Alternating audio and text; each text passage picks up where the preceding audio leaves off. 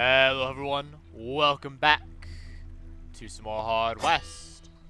When they reached the fellow agent Batham Rom, he was absorbed in what looked like the dark rituals. Still, Perez trusted the Inquisitor and would not tolerate a man's company where there were any doubts about his godliness. The agitated Inquisitor told Rom that Delir had not been there. Rom said this was troubling, but suggested they hunt smaller fish until more cipher pieces were available. Delir's time would come. Rome had some rudimentary information as to the identities of the whereabouts of the cipher-bearing order members. They could be eliminated via brute force by simply slaughtering the local populace, but doing so would have devastating consequences. Rome was confident he could pinpoint the culprits quite accurately, though if he had the correct ingredients for his rituals...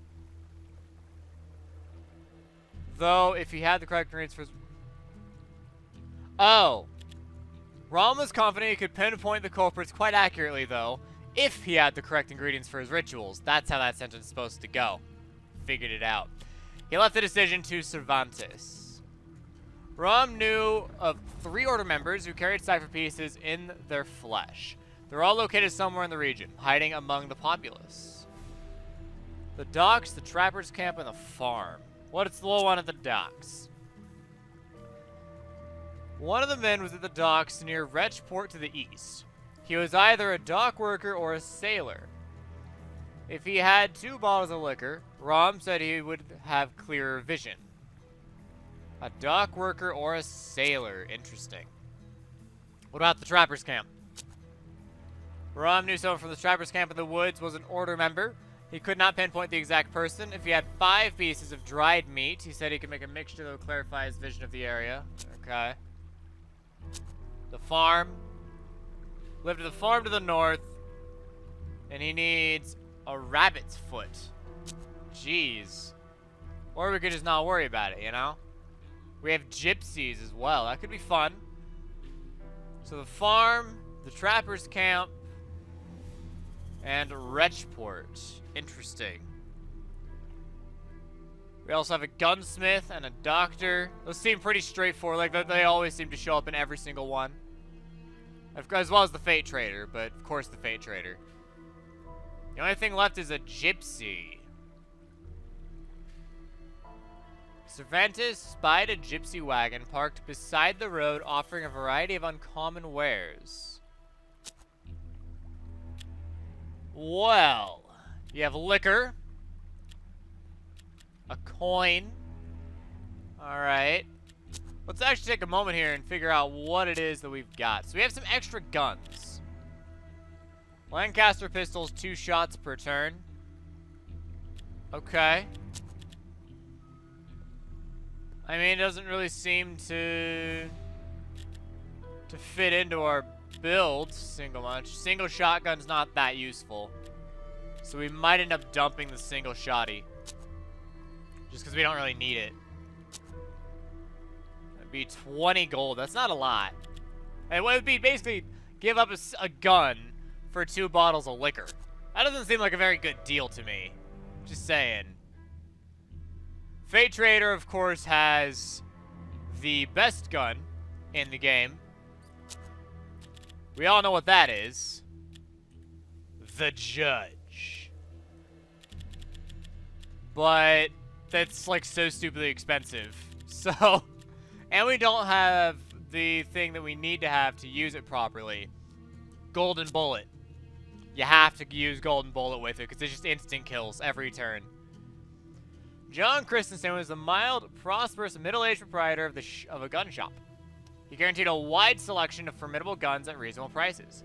He greeted Cervantes politely, offering him a discount in consideration of the Inquisitor's respectable profession. How nice. I appreciate it. Ah, scoped custom rifle, quadruple shotgun. 12-gauge defender. There you go.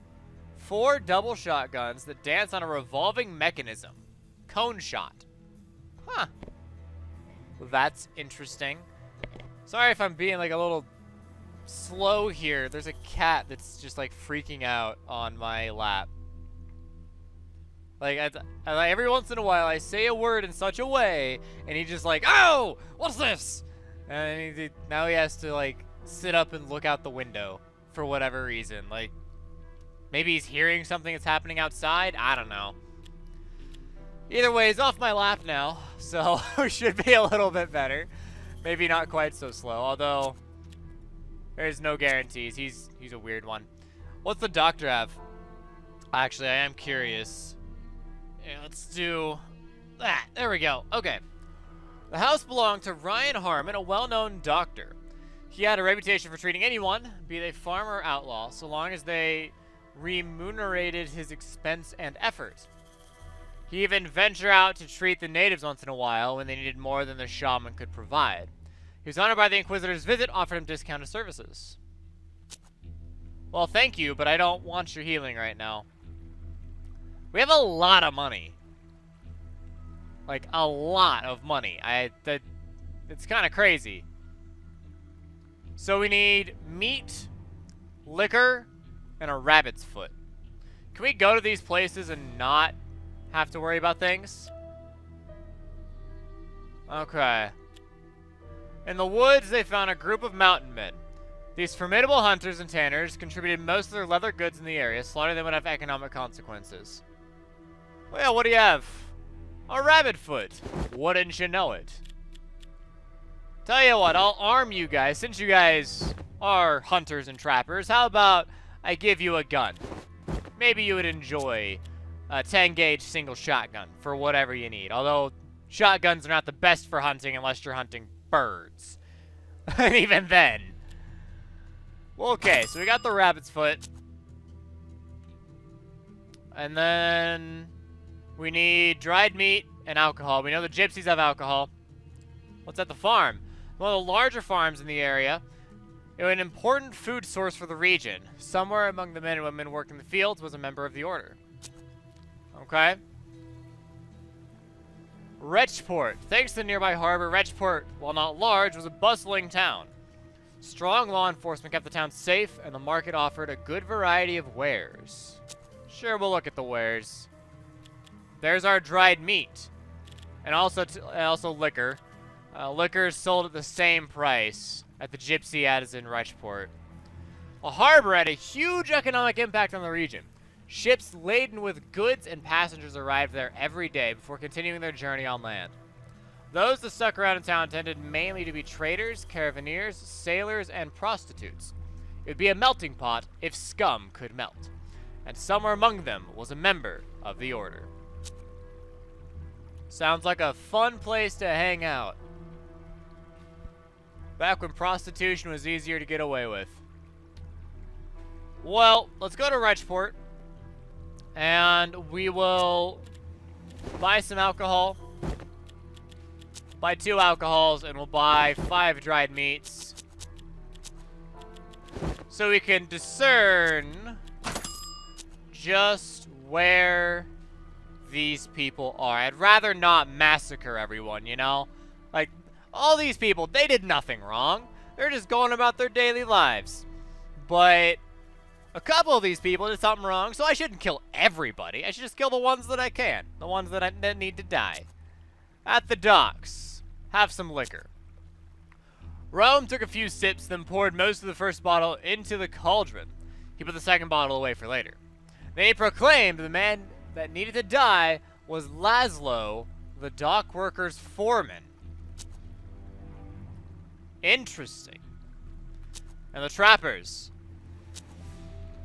Ron took the first 4 pieces of meat and chewed on each one before spitting it into the cauldron. He swallowed the last one. After a few moments, the stew began bubbling intensely. Realm nodded silently. The man they were looking for was William Tanner. Not William Turner. Are you sure? Mr. Tanner. And the farm?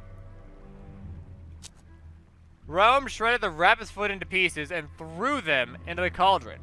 Then you can see the man clearly. It was Mike Mudgett, one of the farmhands at the farm to the north. Okay. We have our names. Let us find our men. Use the information they had, they killed the order member. With his powerful voice, Cervantes proclaimed that a sinner was in their midst, who would soon bring doom to them all. When he told them it was Laszlo, the man was immediately chained and brought forth. Cervantes looked at him with disdain, then made a dramatic gesture. The wretch was torn apart by the crowd. None of them noticed the cipher piece pop out of his body, allowing Cervantes to quietly pocket it and take his leave. We had the right men. The right man. Fun being an Inquisitor, isn't it? Only kill the Order member. Cervantes introduced himself as a man of God on a mission of utmost importance. He told the foreman that Mike Mudgett was a part of an unholy cult, and that for the sake of all of their souls, he must be purged. Shocked by this revelation, the foreman plucked Mudgett from the fields, then bound and impaled him. To the cheers of the farmers, Cervantes then put fire to the man's body. When the people had dispersed, Mudgett was a pile of human-shaped ash. Cervantes discreetly grabbed the revealed cipher piece. The trapper camp? We'll kill the Order member here. Every member of the Order that Raum identified was dead. It was time for the Inquisitor to meet up with him again. Cervantes confided in the men that one William Tanner had been seen in this area and that he was involved in the black arts. If they had experienced any bad luck lately, it was undoubtedly his fell presence that caused it. The men delivered swift justice, rousting Tanner with kicks, then carrying him to the main camp area and nailing him to a tree.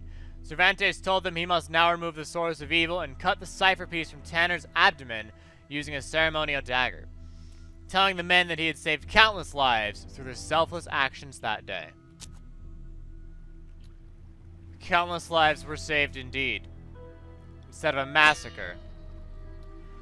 The collected cipher pieces weren't close to enough to disassemble the device. Raum was looking at the bonfire blankly when suddenly he shivered and grabbed his head in pain. He had a vision. Delir was at the church to the north. Raum said that Cervantes brought him 2 doses of opium. His visions would clear, granting them a strategic advantage. Raum's vision directed the Inquisitor towards the house of worship. The mystic assured him that Delir would be there. At the crossing, Cervantes met a middle-aged Chinese man enjoying a moment of rest during his journey to the west. The man was friendly and polite, offering his wares to the Inquisitor. Sir, do you have some opium? We would like some opium, please. We'll pay you in gold. Enjoy. What can you tell me about the church and Delir?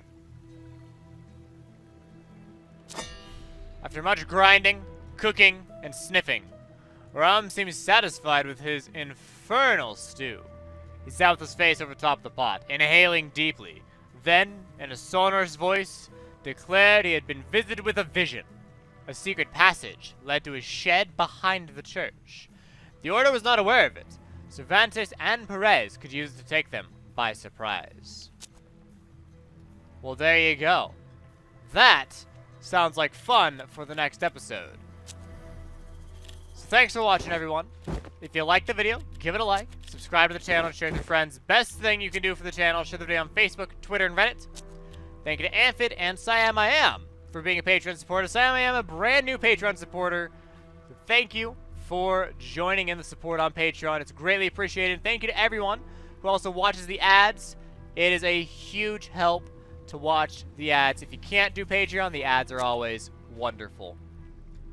I will see you guys next time at the church, when we will hopefully find and kill Delir, though it will never be quite so easy.